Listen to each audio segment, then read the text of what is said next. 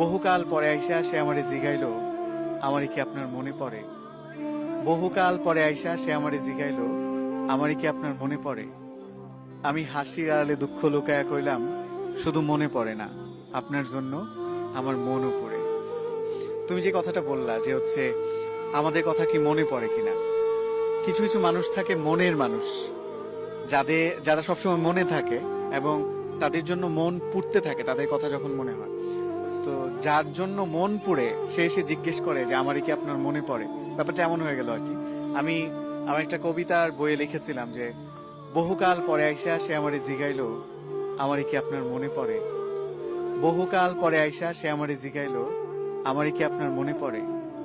আমি হাসির আড়ালে দুঃখ লুকায়া কইলাম, শুধু মনে পড়ে না, আপনার জন্য আমার মনও পড়ে। আমাকে বলে নাই, কিন্তু আমি অসংখ্য মানুষকে বলেছি। আমি সেই জন্য একটা কবিতাও লিখেছিলাম যে আমারে ভুইলা যায়েন না, ভুল কইরাও যদি ভুইলা যান আমি জানলে কষ্ট পাবো। জীবনে কত অপ্রয়োজনীয় জিনিসই তো আমরা মনে রাইখা দেই। কবে, কোথায়, কোন পথে হাঁটতে গিয়ে হোঁচট খাইলাম, অদেখা তার কাটাই লাইগা শখের জামাটা ছিঁড়া গেল। লোকাল বাসে ওঠার সময় না দেখা কেউ একজন হাতটা ধইরা টাইনা তুলল।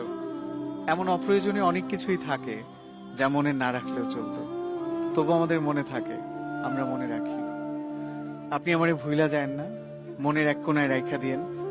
ফুল হয়ে যাওয়া ফোনের স্টোরেজের মতো যদি কখনো মনের মেমরি পরিপূর্ণ হয়ে যায়, যদি স্টোরেজের প্রয়োজনে কোনো কিছু ডিলিট করা লাগে, আপনি অন্য কিছু ডিলিট করেন, তবুও আমারে থাকতে দিয়েন মনে, যত্নে রাখেন কিংবা অযত্নে।